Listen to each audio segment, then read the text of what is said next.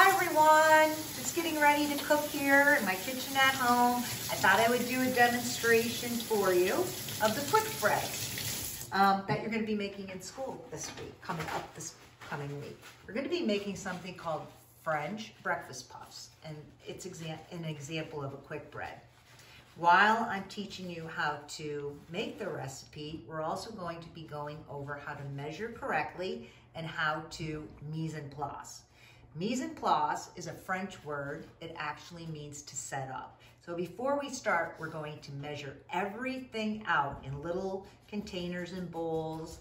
And then when we start cooking, it'll be a lot easier just to go ahead and follow the recipe and add the ingredients because we already measured them, okay? All right, so the first ingredient on the list is flour. Flour is one of the trickier ingredients to measure because we never want to pack it.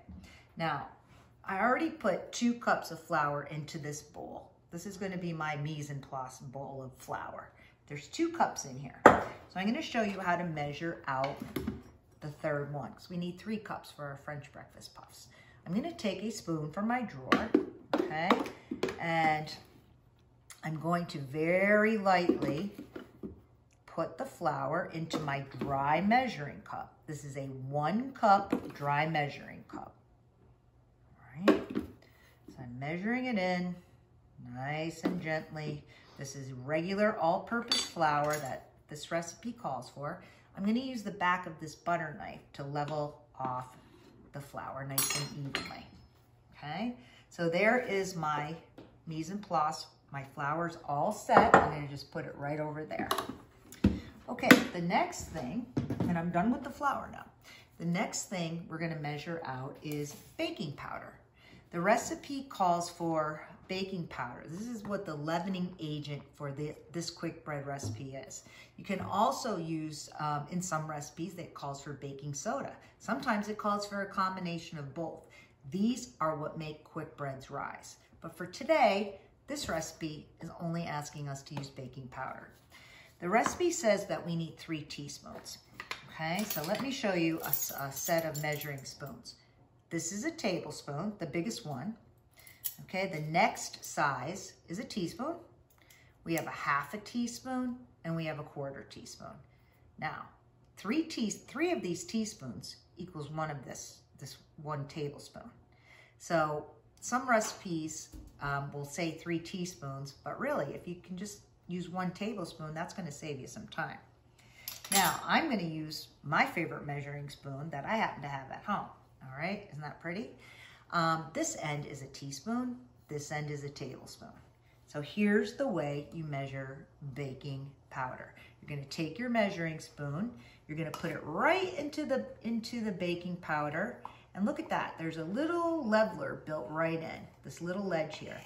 All right, and you're just going to pull it across, and it gets nice and even. So I'm going to take that and I'm going to put it right here in one of my bowls. So that's my baking powder. The next thing I need to measure out is my salt. All right, and I happen to have my salt in this little container here, and I need a teaspoon of that. So I'm going to use that end. All right, if you don't have something like this at home, you would need to measure out with your measuring spoon. Now, don't get this mixed up. You need to use a measuring spoon because look at the difference. You might call this a teaspoon at home. This is an eating utensil. This is what we eat with, all right? So you don't want to use your silverware to measure out ingredients. See the difference there? Make sure you're using the measuring spoons. Okay, so we need a teaspoon of salt.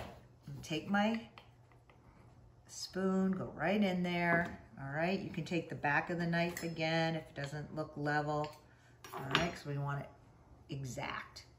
Baking is a formula, all right? That's why we call it kitchen lab, because it's almost like a science experiment if you want to think about it that way. All right, the next thing I need is ground nutmeg. Now, you can actually buy nutmeg as a little seed, all right? It looks like this. All right, they kind of look like acorns that you would find outside this time of year. Not the same thing, all right? These need to be grated. So you would use a small grater, you can grate that, and it gives a really nice fresh taste. I'm not gonna do that today. I'm just gonna go ahead and use my ground nutmeg, all right? Ground nutmeg, notice I'm taking the top off, and I need a ½ teaspoon. So I wanna be exact, so I'm gonna use my measuring spoon, my ½ teaspoon. And if you're not sure, it says right on the handle what the size is. And put it in, shake it a little bit till it's nice and even, and I'll put it right into my little cup, okay? All right, the next thing that we're going to use is 1 cup of sugar. So 1 cup of sugar, this is kind of dirty. I have some flour in there. So I think I'll just use my ½ cup. So I could just use it twice, and that's gonna give me a cup. Sugar's pretty easy. You can go right into the sugar with your cup, level it off, and you're gonna put it right into your little mise en place cup, whatever you're using. All right, in you go. All right, so that's my 1 cup of sugar. Easy peasy, right? All right, the next thing that I need for my recipe is shortening, okay? Shortening, I'm gonna need 2/3 cup of that. Now, for the shortening, I'm going to, let's see, what should I take? I'll take a spoon. And I'm looking for, yep, this is my 1/3 cup dry measuring cup. I don't have a 2/3 cup dry measuring cup, so I'm gonna have to use the 1/3 cup twice, okay?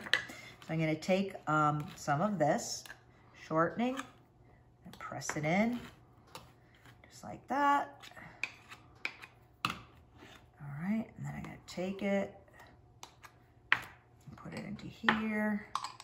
Now remember, our hands are clean. We just washed them. I just washed them, right? So if you get them dirty, that's fine. You just wash them again. That's what we do. All right, so that's 1/3 cup. So now I'm gonna do another one. This is gonna give me 2/3 cup.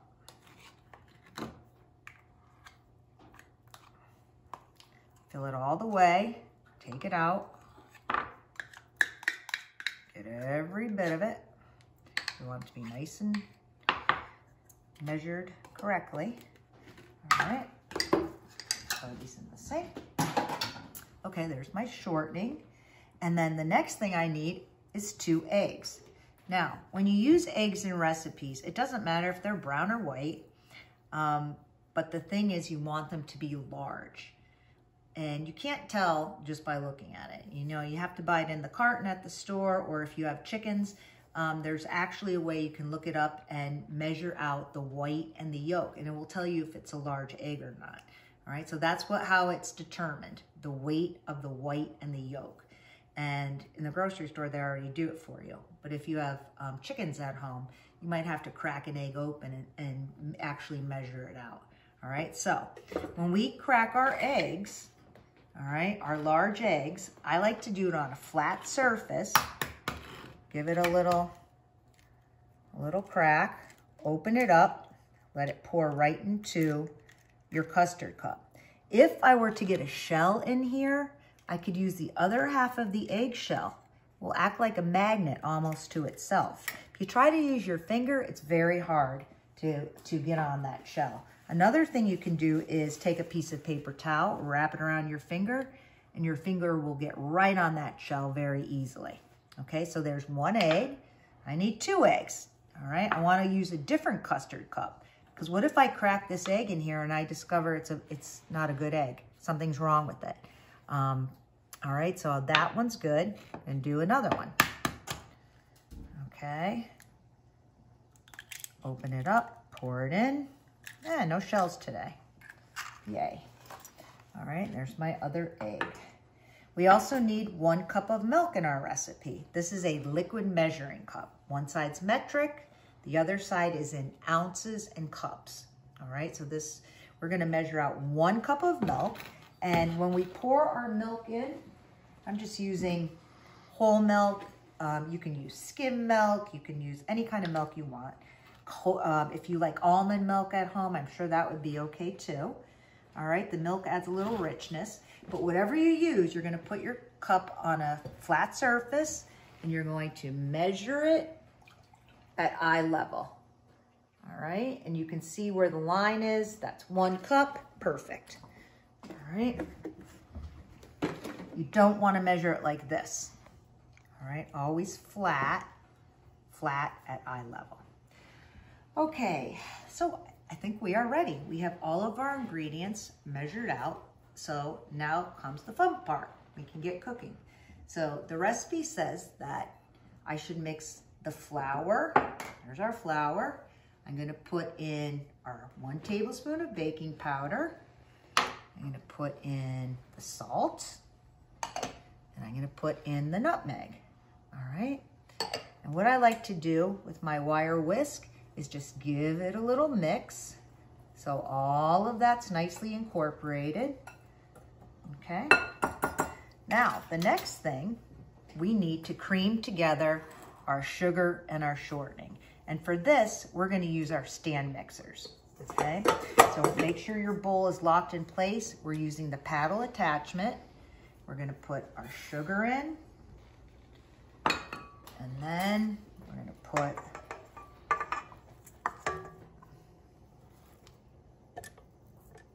all of our shortening in.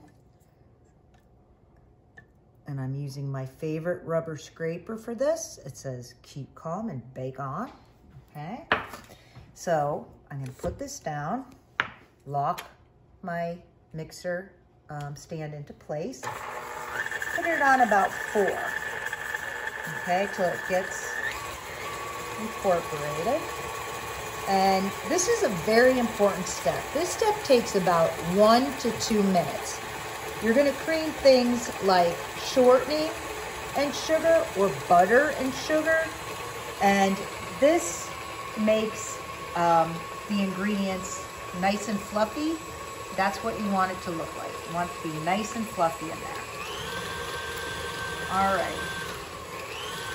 So while we're waiting for our shortening and our sugar to cream, I'm going to get my cupcake pan ready, or my muffin tin. You can use a regular tin, muffin tin. Today I thought it'd be fun to use this one. I have a square muffin tin. You might have smaller ones, but I'm gonna use this today. And so they don't stick, I'm gonna be using some baking spray. When you're using baking spray, it's really important that you don't spray it where it can get on the floor. I think this is done, so I'm gonna turn this off. I'm gonna spray this over my kitchen sink, all right? So I'm gonna shake it a little bit. This one is for baking, so it has a little bit of flour in it too, which is gonna help my muffins come right out.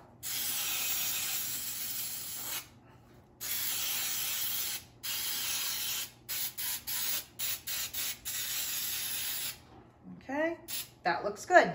All right, and I'm just gonna put this right over here for now. All right, this is nice and creamed, and I want you to take a look at that. It kind of looks like icing, right? See that? It's nice and incorporated, and we're ready to add in our eggs now. Okay, so I'm gonna add in 1 egg at a time. Mix that together. And when that's incorporated, I'm gonna mix in the other egg.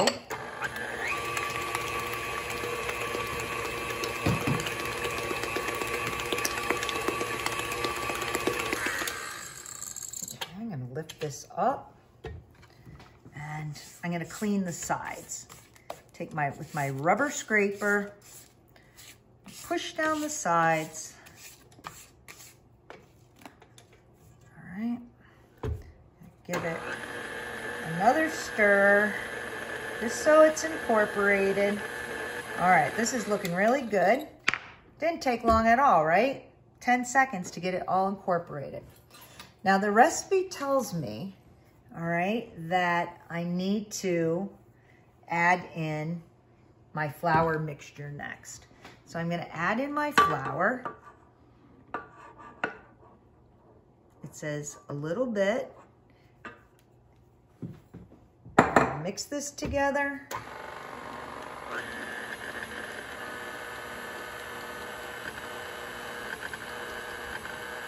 and I'm gonna alternate it with the milk. So some of the milk goes in, about half of the milk, all right? Get that going together. You don't ever wanna overmix muffins, so just until it's incorporated is fine, all right? So now I'm gonna add some more of the dry ingredients. I think I can add it all this time.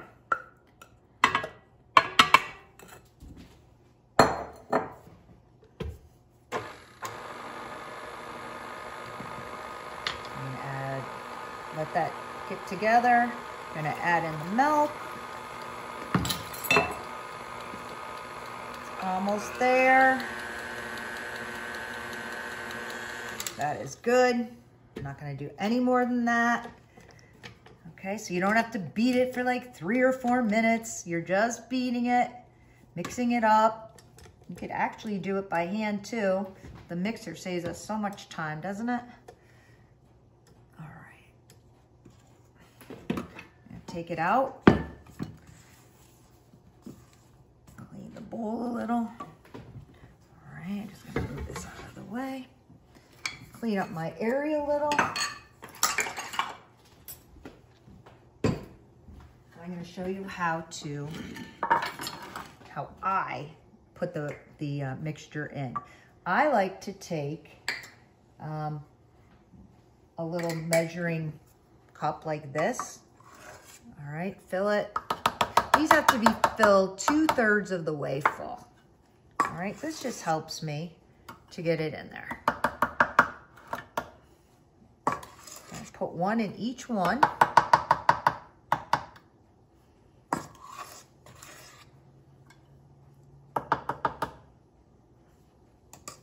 Then if you have some left over in the bowl, you can use your rubber scraper and just add to one that looks like it might need more. Okay, so this is a sweet muffin. This week in school, we're also going to be making a savory muffin. It's gonna be a bacon muffin, bacon and maple actually. That could be eaten for breakfast also.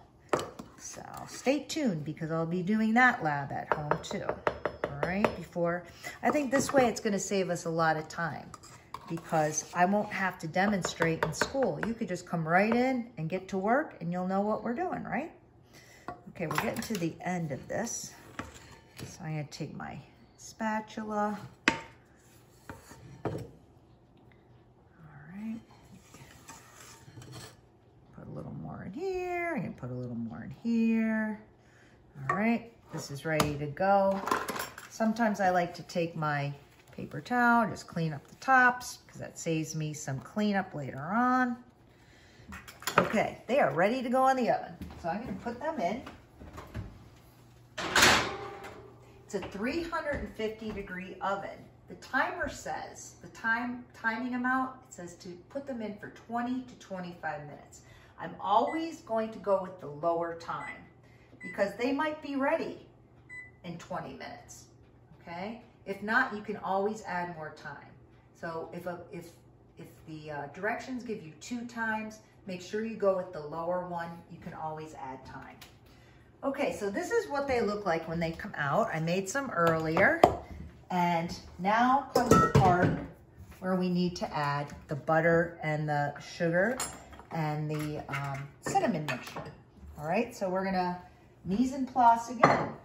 So I have 2 pasta bowls here. You could use what you have at home. Maybe you have pie pans, maybe you have just a bowl like this. However you want to do it is fine. We're going to measure out some butter now. Each one of these sticks of butter is half a cup. The ingredients calls for 1.5 cups of butter, which I think is a lot. So what we're gonna do is, we're just gonna use half of that. So half of 1.5 is 3/4 cup. So that means all of this, half a cup, and then I'm gonna take the other half a cup and I'm going to cut it right in half so that this half a cup plus this 1/4 cup is going to equal 3/4 cup. Now, butter is really great because it has all the measurements right on it. It's already half a cup, and you can see that it's broken up into tablespoons. There are 8 tablespoons in a half a cup, all right? And then it's even broken up into teaspoons. These little lines in between, these are teaspoons, all right? So it's wonderful. Butter's great. You can just cut it where you need it, and it's good to go. Now we're gonna be microwaving our butter. We need to melt our butter. So I'm gonna open it up, I'm gonna put it in. And whenever you melt butter in the microwave, you need to make sure that you're covering the top. Now in school, sometimes the paper towel flies away inside the microwave, comes off whatever we're doing. So I like to take a little, some water on my paper towel, open it up. Oh, these are thin guys, just like our ones in school. All right, we're gonna put this over the top. I'm gonna put it in the microwave, oh, probably about 45 seconds. All right, that should do it. We just want it melted. In the other bowl, we are going to measure out our sugar and cinnamon, because that's what goes on top of these puffs. All right, so we're gonna put in 3/4 cup of sugar also. Now sugar, we know, has to be measured, and I'm gonna get my other cups out. I have a lot of measuring cups at home, and you have a lot in your kitchens at school, so you don't have to wash in between. We can just wait till the end, that's fine. All right, so just like the butter, the sugar, we're gonna need 1/2 cup, and we're gonna need 1/4 cup. So here's my 1/2 cup, here's my 1/4 cup. Together they make 3/4 cup, okay? So I'm gonna put my sugar in. All right, there's my sugar, and I need 1/4 cup now. Oh, that's got a little lump in it, but that's okay, it'll come out. All right, and then I need my cinnamon. In the recipe, it calls for 3 teaspoons of cinnamon, but we're cutting the recipe in half, so we're only gonna put in 1 1/2 teaspoon. All right, so I'm gonna take my 1 teaspoon. All right, if it doesn't fit in there, look at that. My teaspoon doesn't fit in there. So I could use 3 1/2 teaspoons. That'll equal 1 1/2 teaspoon. And that one fits in there just fine. So there's 1/2, there's a whole teaspoon, and there's 1/2. So altogether it'd be 1 1/2 teaspoons. All right.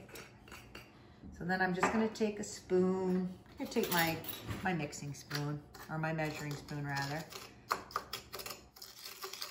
and just mix that together, just like that. All right, till it's well incorporated.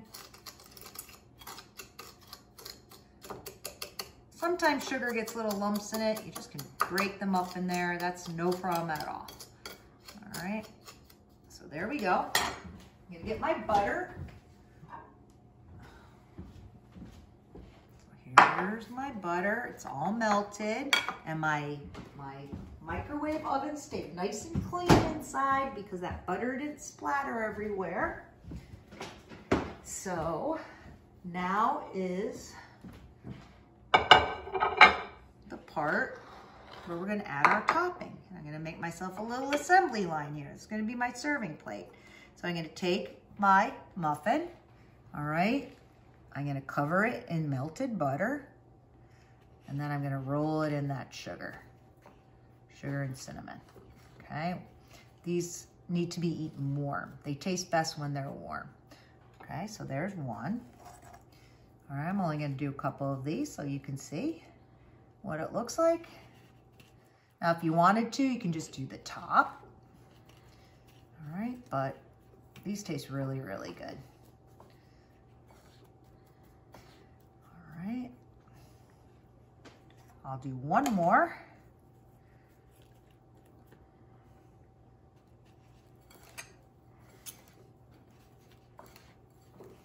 Put it in there. Yummy, yummy.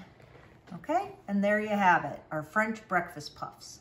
So I hope this was a helpful video to you. And when you come in this week, we can start, you can just get ready. You can start doing your mise en place for your recipe, and we'll get a little treat at the end. Thank you. Bye-bye.